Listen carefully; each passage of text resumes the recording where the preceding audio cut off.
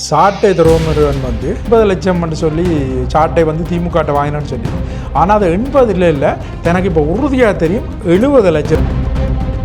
விஜயை பல தடவை விஜய கட்சியும் பல தடவை சாட்டை வந்து சவால் விட்டுட்டேன்னு சொன்னால் நீங்கள் வாங்க. என்னுடைய பொறுப்பில் இருக்கிற ஒரு ஆளுடைய ஒரு அரசியல் சேனல் வந்து இவ்வளோத்துக்கு வளைச்சி போயிருக்கான்னு சொன்னால் கிடையாது. திமுகட்ட காசு வாங்கியாச்சு, பிஜேபி கூட்டணி பிஜேபிகிட்ட காசு வாங்கியாச்சு, அதிமுகட்ட காசு வாங்கியாச்சு, சாட்டை விஜய்கிட்டே இப்போ காசு வாங்கிச்சு.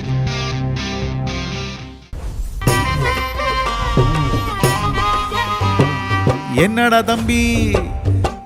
தம்பி கதைக்கிறானுங்க சந்தி வெளியில, எப்படி அண்டா நேத்திய அடி கதிர வெளியில, சந்தி வெளியில. வணக்கம் நண்பர்களே, இன்றைக்கு என்னத்தை பற்றி பார்க்க போகிறோம்னு சொன்னால், நீங்கள் எல்லாரும் பார்த்துருப்பீங்க. சாட்டை துரோமுருகன் வந்து காசை வாங்கிட்டு லாட்ரி மார்ட்டினுடைய மகன் சார்லஸ் அவரையும் அவருடைய கட்சியையும் வந்து விளம்பரப்படுத்துறதுக்கும் பிரபலப்படுத்துறதுக்கும் மக்கள்கிட்ட போகிறதுக்காக தன்னுடைய ஊடகத்திலே வந்து இவர் வந்து கூப்பிட்டு பேட்டி எடுத்திருக்கிறார். அப்படி நான் சொல்லுவேன்னு தானே நீங்கள் நினைக்கிறீங்க.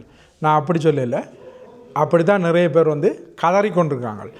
அந்த கதறலுக்கான சரியான விளக்க வீடியோவாக போடணும்னு சொல்லித்தான் இந்த வீடியோ போடுறேன்னு சொன்னால், சாட்டை துரோமுருகன் வந்து முதல்ல வந்து சார்லஸை மட்டும் இல்லை, சாட்டை துரோமுருகன் வந்து திருச்சி வேலுச்சாமியை, அண்ணன் ஏர்போர்ட் மூர்த்தி, அண்ணன் தடா ரஹீமை, மற்றது எங்களுடைய ஐயா காமாட்சி நாயுடு அவர்களை, அப்படி பல பேரை வந்து இன்னும் நிறைய பேரை வந்து பேட்டி எடுத்திருக்கு. சாட்டை துரோமுருகன் வந்து யாரையும் பேட்டி எடுக்க மாட்டேன்னு சொல்லலை. சாட்டை துரோமுருகன் யாரை வேணாலும் பேட்டி எடுக்கும். அதாவது ஸ்டாலினோ, எடப்பாடியோ, உதயநிதி ஸ்டாலினோ, விஜயை பல தடவை விஜய கட்சியும் பல தடவை சாட்டை வந்து சவால் விட்டுட்டேன்னு சொன்னால் நீங்கள் வாங்க, நான் வந்து உங்களோட விவாதிக்க தயாருன்னு சொல்லி சாட்டை வந்து யாரையும் எடுக்க மாட்டேன்னு சொல்லலை. ஏன்னு சொன்னால், சாட்டையினுடைய ஊடகம் வந்து நாம் தமிழர் கட்சி சேர்ந்த ஆள் நாம் தமிழர் கட்சி சார்பாக பேசினாலும் எங்களை காட்டாமல் புறக்கணித்து கொண்டு போகிறபடியாக தமிழ் தேசத்துக்கான ஒரு ஊடகமாக இருக்க வேணும்னு சொல்லிப்பட்டு தான் அந்த ஊடகத்தை துவங்கி மிகப்பெரிய ஒரு வளர்ச்சி யோசிச்சு பாருங்கள். இதுவரை காலத்திலேயும் ஒரு அரசியல் கட்சி சார்ந்து ஒரு அரசியல் கட்சியினுடைய பொறுப்பில் இருக்கிற ஒரு ஆளுடைய ஒரு அரசியல் சேனல் வந்து இவ்வளோத்துக்கு வளர்ச்சி பெற்றிருக்கான்னு சொன்னால் கிடையாது. சாட்டையினுடைய வளர்ச்சி மிகப்பெரிய வளர்ச்சி. அதுக்கு பின்னால் ஏன்னு சொன்னால், சாட்டையினுடைய நியாயமும் சாட்டையினுடைய நிற்கிற அந்த ஸ்டாண்டும் வந்து மிகவும் போற்றத்தக்கது. பல தடவை அண்ணன் சீமான் அவர்கள் சாட்டையை வந்து கட்சியிலேருந்து நீக்கியிருக்கிறார். அதே மாதிரி அரசாங்கம் வந்து உள்ளுக்குள்ளே வந்து போட்டிருக்குது. ஆனாலும் சாட்டை எந்த நேரத்திலையும் எந்த துன்பங்கள் எந்த பிரச்சனை வந்தாலும் விலகி போகிறோன்னு சொல்லி எங்கேயாவது போய் ஒழியணும்னு சொன்னால் காசை வாங்கி கொண்டு அதிமுகட்ட காசை வாங்கி கொண்டு திமுகட்ட காசை வாங்கி கொண்டு சேர்ந்துருக்கலாம். அப்படியாப்பட்ட ஆஃபரெல்லாம் சாட்டையே கிடைச்சது. ஆனால் சாட்டை எப்போவுமே அந்த விஷயத்தில் மிக தெளிவு. நான் எப்போவுமே பிரபாகரனின் பிள்ளை, அண்ணன் சீமானுடைய தம்பி என்ற அந்த நிலைப்பாட்டில் சாட்டை மிக உறுதியாக நிற்கக்கூடிய ஒரு மனிதன்தான் சாட்டை. அதுக்கு சாட்டைக்கு நாங்கள் உலகத்தமிழர்கள் ஒரு பெரிய செலவுட் பண்ணுறோம். அதுக்கு அடுத்ததாக பார்த்தீங்கன்னு சொன்னால், இப்போ மக்களை விரும்பும் மாநாட்டு பொறுப்பை வந்து ஜல்லிக்கட்டு ராசேஷ்டையும் சாட்டையிட்டையும் அந்த பொறுப்பை கொடுக்கும்போது மிக நேர்த்தியான முறையில் மிக சரியாகவும் வெற்றிகரமாக நடத்தி முடியும். அப்போ சாட்டை வந்து ஒரு செயல் வீரன், ஒரு கருத்தியல்வாதி, ஜனரஞ்சமாக பேசக்கூடிய ஒரு மிகச்சிறந்த பேச்சாளன். இன்றைக்கு பார்த்தீங்கன்னு சொன்னால், தமிழகத்தில் இருக்கிற இளம் பேச்சாளர்கள், இளம் அரசியல்வாதிகளில் சாட்டையும் 10 பேருக்குள்ளே ஒரு ஆளாக வரக்கூடிய ஒரு அளவுக்கு மிகப்பெரிய, அதுலேயும் 10 பேர் பார்த்திங்கன்னா 10 பேர் நாம் தமிழர்கள்லாம் இருப்பாங்க.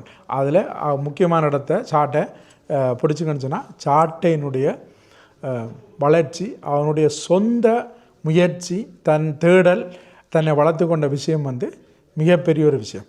நீங்கள் வந்து எப்போ பார்த்தாலும் என்னென்னு சொன்னால், உடனே நீங்கள் வந்து ஆறுட்ட காசு வாங்க இல்லைன்னு சொல்லி நீங்கள் சொல்லியிருக்கீங்கன்னு சொல்லுவாங்க. அதாவது வந்து திமுகட்ட காசு வாங்கியாச்சு, பிஜேபி கூட்டணி பிஜேபிகிட்ட காசு வாங்கியாச்சு, அதிமுகட்ட காசு வாங்கியாச்சு. நீங்கள் சொல்லாது இருக்கிறது இப்போ ஒரே ஒரு கட்சின்னு சொன்னால் தாவேகா விஜய் நல்ல மாதிரியான ஒரு சில விஷயத்தை செய்தால் அது நடுநிலையாக நிச்சயமாக சாட்டை பேசுவேன்.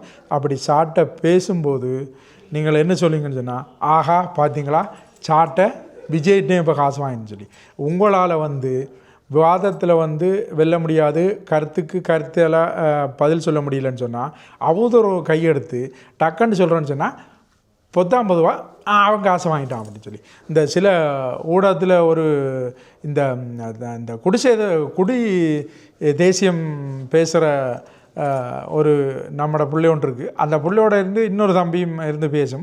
அந்த தம்பி அன்றைக்கு ஒரு வீடியோ பார்க்குறேன்னு சொன்னால் எல்லோரும் சொன்னால் தனக்கு வந்த தகவல் 80 லட்சம்னு சொல்லி சாட்டை வந்து திமுகட்ட வாங்கினேன்னு சொல்லி. ஆனால் அது 80 இல்லை தனக்கு இப்போ உறுதியாக தெரியும் 70 லட்சம்னு சொல்லி. என்னென்னு சொன்னால் தான் அந்த செய்தி அவ்வளோத்துக்கு 100% உண்மையாம். அதை அப்படியே உறுதிப்படுத்துறதுக்காக ஒரு கதை ஒன்றை விடுறதுக்காக 80 இல்லை 70 லட்சம்னு சொல்லி அன்றைய பேசுகிறேன். நீ யோசிச்சு பாருங்கள், உங்களை மாதிரி எத்தனை பேர் யூடியூப் சேனலில் துவக்கி நடத்துகிறீங்க. ஆனால் சாட்டை அளவுக்கு வளர்ச்சி பெற்று போகிறீங்கன்னு சொன்னால் சாட்டையினுடைய கருத்தியலும் வாதத்திறனும் அந்த ஊடகத்தை ரசனையோடையும் கருத்தியலோடையும் வளர்த்தெடுத்து இன்றைக்கு சாட்டை சேனல் வந்து மிக பெருசாக இருக்குது. பார்த்த உடனே உங்களுக்கு எல்லாருக்கும் வன்மம். எப்படி அண்ணன் சீமான் மீது சமகால போராளிகளுக்கு வன்மமோ அதே மாதிரி சாட்டையினுடைய சமகால போராளிகள் எல்லாருக்கும் சாட்டை மீது வன்மம். சரியா? சாட்டை மாதிரி உறுதியாக நீங்கள் நின்று ஒரு கருத்தியலுக்கு நியாயமாக அனுப்பிங்கன்னு சொன்னால் சாட்டையினுடைய வளர்ச்சி உங்களுக்கும் கிடைக்கும். உங்களுக்கு அந்த துப்பில்லை, முடிஞ்சால் அதை முயற்சி செய்யுங்க. அதை விட்டுட்டு சாட்டை அங்கே வாங்கினான் இங்கே வாங்கினான்னு சொல்லி கதைக்கிறத நிப்பாட்டுங்க. சிந்திச்சு பாருங்கள். நன்றி, வணக்கம்.